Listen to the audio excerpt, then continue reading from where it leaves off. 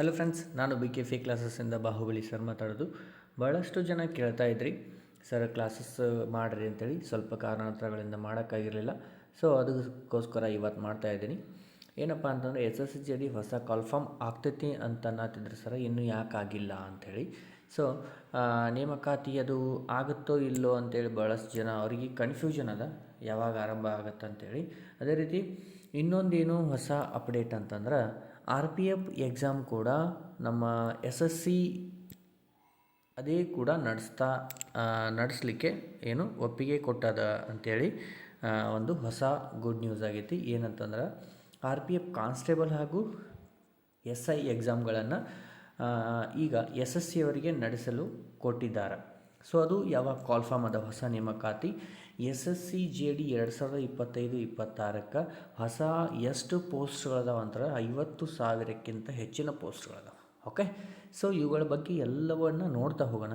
5 ನಿಮಿಷದಲ್ಲಿ ನಿಮ್ಮದು ತಿಳಿಸ್ಕೊಡ್ತೀನಿ. ಅದೇ ರೀತಿ ಸಬ್ಸ್ಕ್ರೈಬ್ ಮಾಡಿರಿ, ವಿಡಿಯೋನ ಶೇರ್ ಮಾಡಿರಿ. SSC 2025-26 ನಡೆದಂತಹ ಫೆಬ್ರವರಿ ನಡೆದಂತಹ ಎಲ್ಲ ಶಿಫ್ಟ್ಗಳನ್ನು ನೆಕ್ಸ್ಟ್ ಮುಂದಿನ ಬರುವಂಥ ಕ್ಲಾಸಲ್ಲಿ ಟಾಪಿಕ್ ವೈಸ್ ನಿಮಗೆಲ್ಲ ತಿಳಿಸ್ಕೊಡ್ತಾ ಹೋಗ್ತೀನಿ. Okay, done.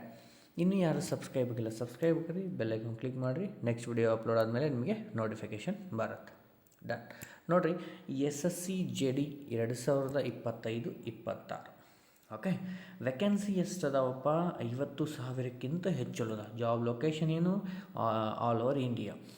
ಆಮೇಲೆ ಅಪ್ಲಿಕೇಶನ್ ಯಾವಾಗ ಸ್ಟಾರ್ಟ್ ಆಗುತ್ತೆ? ಆ್ಯಸ್ ಪರ್ ನೋಟಿಫಿಕೇಷನ್ 2ನೇ ನೋಟಿಫಿಕೇಷನ್ ಚೇಂಜ್ ಆಗಿತ್ತು. ಮೊದಲೇ ಅಕ್ಟೋಬರ್ ಅಂದಿದ್ರು, ಈಗ ನವಂಬರ್ ಅಂತೇಳಿ ಅದ. ನವಂಬರ್ ಮಂತ್ ಅಂತಂದ್ರೆ 11ನೇ ತಾರೀಕು, ಎಕ್ಸಾಕ್ಟ್ 12 ತಾರೀಕು ಹಿಂಗೆ ಅಂತ ಹೇಳಿದರು. ಸ್ವಲ್ಪ ವೇರಿಯೇಷನ್ ಆಗಿದೆ. ಅವ್ರದ್ದು ಕೂಡ ಟ್ರೈನಿಂಗ್ ಸೆಕ್ಷನ್ನು ನಿನ್ನೆ ಕಂಪ್ಲೀಟ್ ಆಗಿದೆ. ಆಮೇಲೆ ಈಗ ಹೋದ ವರ್ಷ ಪರೀಕ್ಷೆ ಬರೆದವರು ಫೆಬ್ರವರಿಲಿ ಪರೀಕ್ಷೆ ಬರೆದವರು ಅವರು ಕೂಡ ಮೆಡಿಕಲ್ ಕೂಡ ಕ್ಲಿಯರ್ ಮಾಡಿಕೊಂಡು ಅವುಗಳು ಕೂಡ ಪ್ರೊಸೆಸ್ಸಲ್ಲದ, ಅವುಗಳು ಕೂಡ ಕಂಪ್ಲೀಷನ್ ಆಗೈತಿ. ಸೊ ಇನ್ನು ಇವತ್ತು ಆಗ್ಬೋದು, ನಾಳೆ ಆಗ್ಬೋದು, ಇನ್ನು ಈ ವೀಕ್ ಒಳಗೆ ಆಗುವಂತಹ ಚಾನ್ಸಸ್ ಅದ. ನಾಳೆನೂ ಆಗ್ಬೋದು, ನಾಡ್ದು ಆಗ್ಬೋದು. ಈ ನವಂಬರಲ್ಲಿ ಹಾಗೇ ಆಗುತ್ತೆ ಅಂತೇಳಿ ಕನ್ಫರ್ಮೇಷನ್.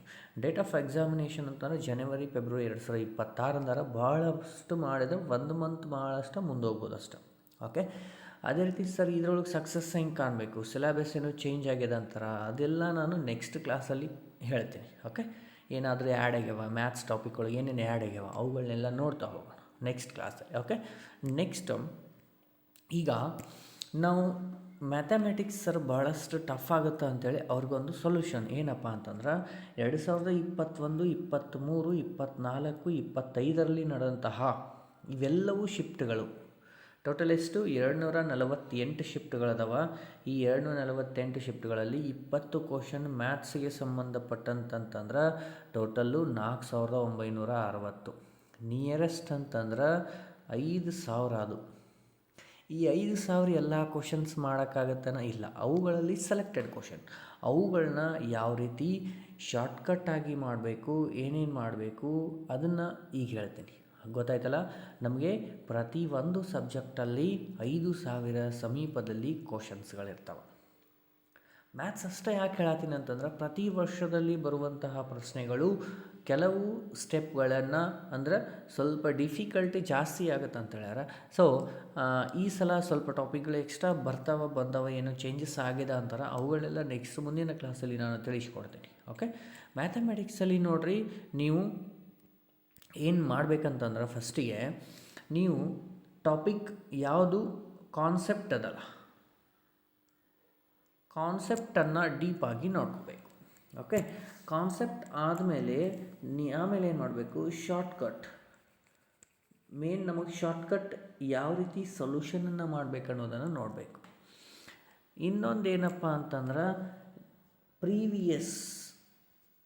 ಪ್ರೀವಿಯಸ್ ಇಯರ್ ಕ್ವಶನ್ ಅಂದರೆ ಪ್ರೀವಿಯಸ್ ಅಂದರೆ ಭಾಳ ಹಿಂದಲ್ಲ, ಈಗ ರೀಸೆಂಟ್ಲಿ ನಡೆದಂಥದ್ದು ಅವುಗಳ ಕ್ವಶನ್ಗಳನ್ನು ಶಾರ್ಟ್ಕಟ್ಟಾಗಿ ಯಾವ ರೀತಿ ಮಾಡಬೇಕು ಅನ್ನೋದನ್ನು ಕಲ್ತ್ಕೋಬೇಕು. ಅಂತಂದ್ರೆ ಇವುಗಳೆಲ್ಲ ನಾನು ನೆಕ್ಸ್ಟ್ ಬರುವಂತಹ ಕ್ಲಾಸಲ್ಲಿ ನಿಮಗೆ ತಿಳಿಸ್ಕೊಡ್ತೀನಿ. Okay, done. ಅದೇ ರೀತಿ ಇನ್ನೊಂದು ಅಪ್ಡೇಟ್ ಏನಪ್ಪ ಅಂತಂದ್ರೆ RPFನ್ನು ಮುಂಬರುವ RPF ಎಕ್ಸಾಮ್ಗಳನ್ನು ನಿಮ್ಗೆ ಯಾರು ನಡೆಸ್ಕೊಡ್ತಾರಂತಂದ್ರೆ SSC ಡಿಪಾರ್ಟ್ಮೆಂಟು ನಡೆಸ್ತೈತಿ. ಅದು ಒಪ್ಪಿಕೊಂಡತ್ತೆ. ಓಕೆ ಸರ್, ನಡೆಸಿಕೊಡ್ತೈತೆ ಅಂತೀರಿ, ಇದು ನ್ಯೂ ಕಾಲ್ ಫಾರ್ಮ್ ಯಾವಾಗ? ಅದು ಒಂದು ಕ್ವಶನ್ ಬರಬೇಕಲ್ಲ, ಹೌದಾ? ಇದು ನ್ಯೂ ಕಾಲ್ ಫಾರ್ಮ್ ಯಾವಾಗ ಅಂತಂದ್ರೆ 2026 ಸ್ಟಾರ್ಟಿಂಗ್ ಜನವರಿ ಆರ್ ಫೆಬ್ರವರಿಯಲ್ಲಿ ಆಗುವಂತಹ ಚಾನ್ಸಸ್ ಅದ. ಗೊತ್ತಿರಲಿ, ಯಾಕಂತಂದ್ರೆ ಇನ್ನೂ ಸ್ವಲ್ಪ RPF ಕಾನ್ಸ್ಟೇಬಲ್ಲು ಲಾಸ್ಟ್ ಕರೆದಂತಹ ರಿಕ್ರೂಟ್ಮೆಂಟು ಸ್ವಲ್ಪ ಇನ್ನೂ ಕಂಪ್ಲೀಟ್ ಆಗಿಲ್ಲ, ಅದಕ್ಕೋಸ್ಕರ ಇದು ಪೆಂಡಿಂಗ್ ಅದ. ಗೊತ್ತಾಯ್ತಾ? ಮತ್ತೆ ಹೊಸ ಅಪ್ಡೇಟ್ಗಾಗಿ, ಅದೇ ರೀತಿ ಸಿಲೆಬಸ್ ಇನ್ನಿತರ ಅಪ್ಡೇಟ್ಗಾಗಿ ಮುಂದಿನ ಕ್ಲಾಸಲ್ಲಿ ಹೇಳಿಕೊಡ್ತೀನಿ. ಜೈ ಹಿಂದ್.